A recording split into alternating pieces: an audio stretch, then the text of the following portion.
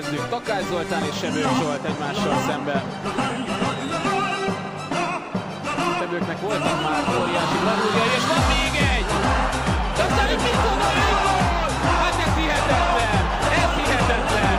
Gyurica! Ez nem igaz!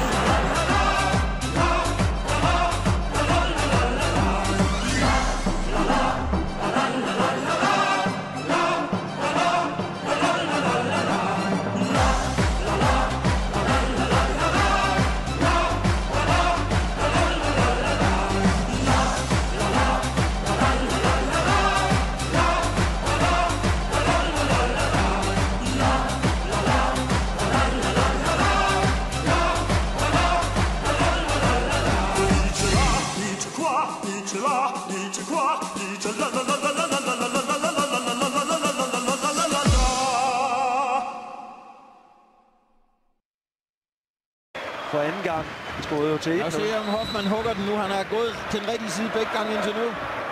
De spiller den kort til. Nej. De har stort overskud her i aften. Brøndby, det er smart lavet det der, og så altså Morten Duncan, der får lov til at indøve finte. Men Hoffmann har selvfølgelig... Han gik så til den rigtige side. Ja. Hoffmann, men... nærmest en ydmygelse af Vejle spiller det her. Nej, det må man sige. Det er så på negativt til, men jeg synes, det er fin underholdning. Det er selvfølgelig, fordi de har det også.